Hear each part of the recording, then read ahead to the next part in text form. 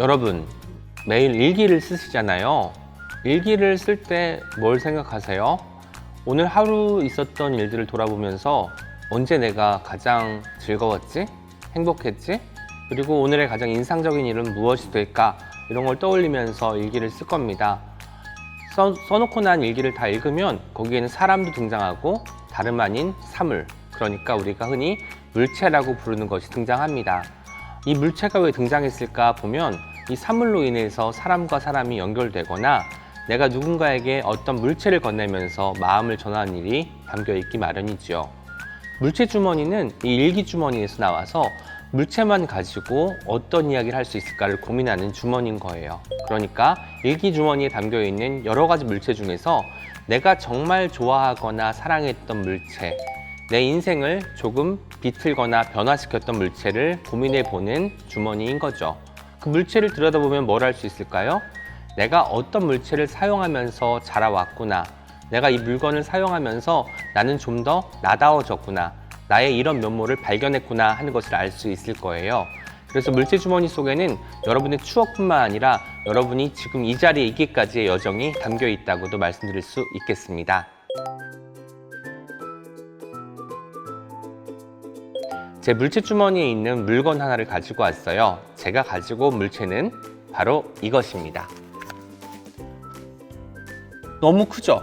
그리고 무슨 그림을 가져왔어 하시는 분도 계실 거예요.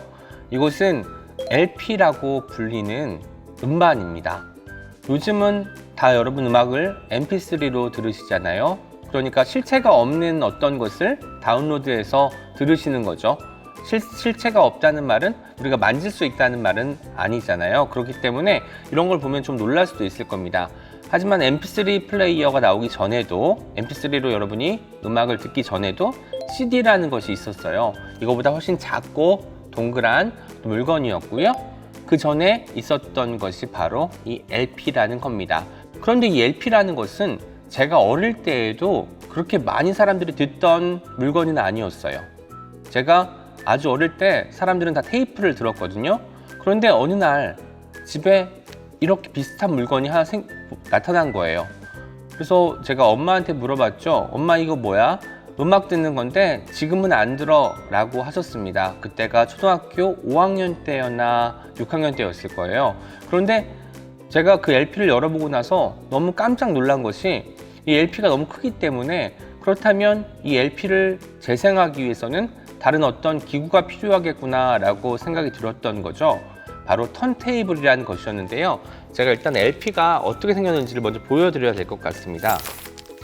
일단 이 재킷을 보시면 그 그러니까 킹카드가 등장하고 있고, 제가 이 LP가 좋았던 이유는 스테인드 글라스에서 빛이 새 들어와서 이렇게 이제 아래로 뻗어나가는 모양이 너무 예뻐가지고 제가 중고 LP장에 가서 사지 않을 수가 없는 LP였던 것입니다. 물론 저는 이 LP를 재생시킬 LP 플레이어도 없었고 뭐 그랬지만 일단 사놓으면 언젠가는 들을 수 있겠지 라고 마음 먹었던 겁니다. 어쨌든 LP가 어떻게 생겼는지를 보여드릴게요. LP를 여니까 종이가 등장합니다. 모든 LP반에는 이렇게 안에 이제 LP반을 보호하기 위해서 종이나 비닐로 포장이 되어 있는데요. 한번 꺼내 볼게요. 사실 저도 꺼낸 횟수는 손에 꼽습니다. 이렇게 생겼어요. 이것들을 어떤 턴테이블이라 불리는 것에 올려놓고 그 핀을 이렇게 고정시키면 이게 돌아가요. 돌아가면서 음악이 나오는데, 약간 LP반의 특징 중에 하나는 표면이 이렇게 아주 매끄럽지 않으니까 이 핀과 이게 닿을 때 마찰하는 소리가 들리는 거예요. 그리고 이게 이제 LP반도 낡고 많이 틀면은 생채기가 생기겠죠. 그 상처 때문에 어떤 데는 좀 지지직거리는 소리가 들리기도 하고, 그런 것들이 LP반의 어떤 매력이라고도 할 수 있겠습니다. 하지만 턴테이블도 없는데 이것만 구입해서 대체 뭐 할 거야 라고 하셨을 거예요. 이게 제 물체 주머니에 들어가는 가장 큰 이유는, 전 당시에 제가 턴테이블을 가지고 있지도 않았고 언젠가 구입하겠지 라고 마음만 먹었는데 그 가능성 때문이었어요. 이 물체를 가지고 있으면 내가 언젠가 이 물체와 짝꿍이 되는, 그러니까 친구가 될 수 있는 LP 플레이어를 구입하지 않겠느냐 라고 하는 게 저의 생각이었던 거죠. LP반의 특징 중에 하나는 LP는 이렇게 앞에는 우리가 재킷 디자인이라고 하죠. 이런 요소를 보여준 다음에 뒷면에는 어떤 음악이 실려 있는지가 이렇게 빼곡히 적혀 있습니다. 우리가 책을 사도 이렇게 글자가 많은 것들은 어떻게 생각해요? 고개를 절레절레 흔들잖아요. 그런데 옛날에는 이렇게 LP가 나왔을 때 뒷면이 다 트랙 리스트도 나오고 뭐 어떤 것은 가사까지 나온 경우도 있었다고 해요. 그런데 요즘은 다 이것이 내지로 들어가서 발매가 되고 있고요. 최근에 LP를 바이닐이라고 불러가지고 많은 분들이 이제 찾기도 하고 실제로 갤러리도 생겨가지고 이 턴테이블과 LP 수요가 커지고 있다고 합니다. 아마도 여러분이 성인이 될 때쯤이면 제 생각에는 다시 LP의 전성시대가 오지 않을까 싶어가지고 제 물체 주머니에 있는 물체는 옛날 물체지만 이 옛날 물체가 다시 생명력을 얻어서 여러분에게 다시 또 새로운 숨결로 가다는 상상을 해봅니다. 제 물체를 소개해드렸는데요. 여기서 이렇게 끝나면 재미없잖아요. 여기 북설미술관에 근무하시는 선생님들의 물체도 저희가 한번 들여다보면서 이야기 나눠볼까 합니다. 기대해주세요.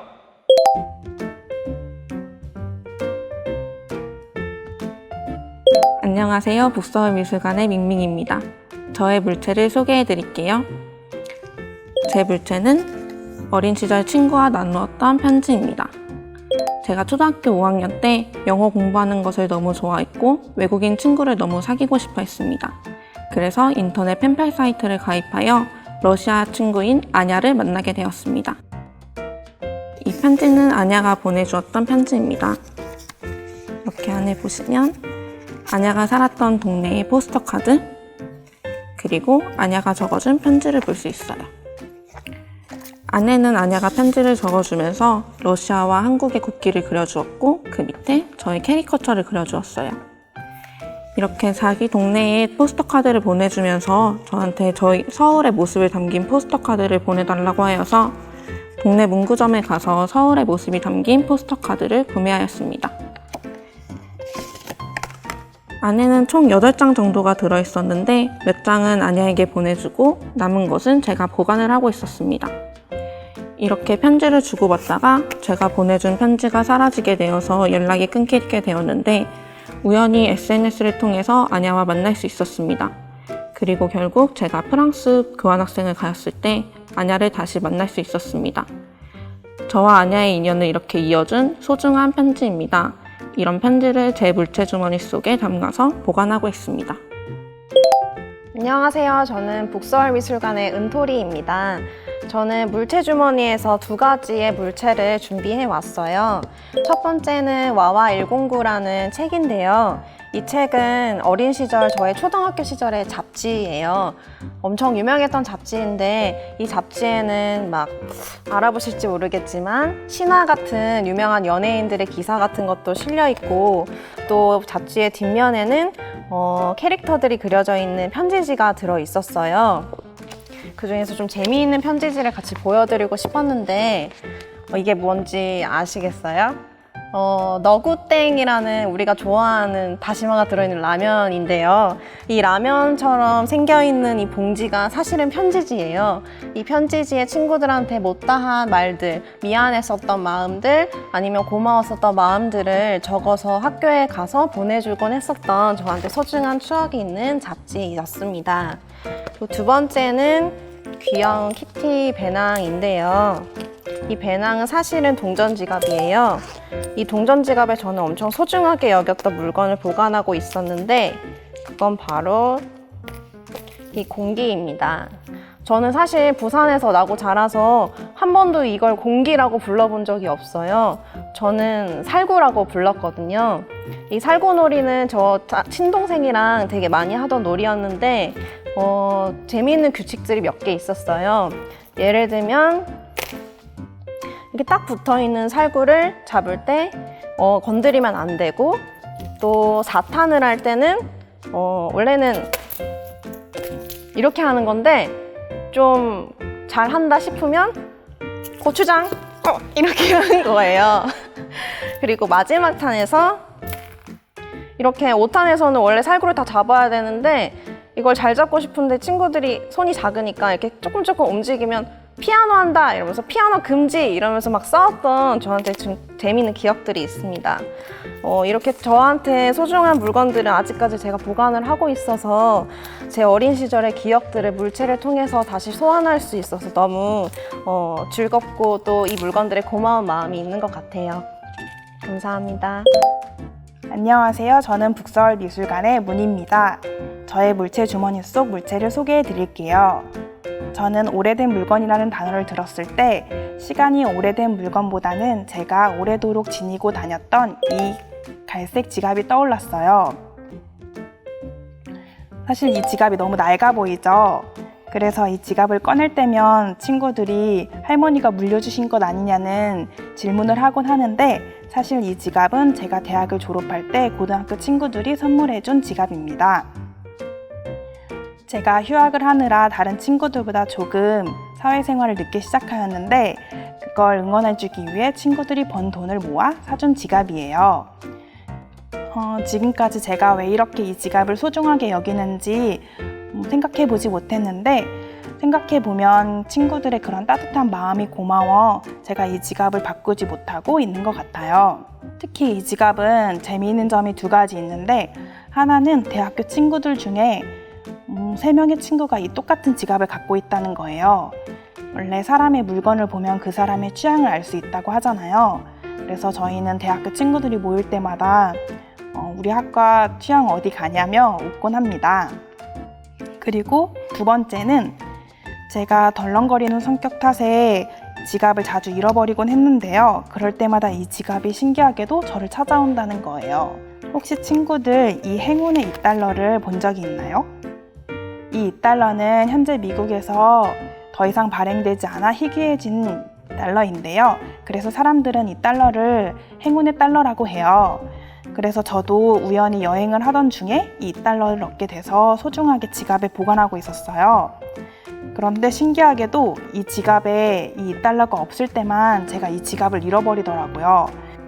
그래서 이 $2가 제 지갑을 지켜주는 건 아닌가 하는 생각을 하기도 했습니다. 더 이상 발행되지 않을 이 $2처럼 친구들도 10년 뒤에 사라질 물건들을 자신의 물체 주머니 속에 넣어보는 것은 어떨까요? 오늘 오은 시인님과 북서울미술관 선생님들의 물체 주머니에서 다양한 기억들을 꺼내보았습니다. 친구들의 물체 주머니에는 어떤 기억들이 들어있나요? 나만의 소중한 물체들을 통해 기억의 여정을 시작해보세요.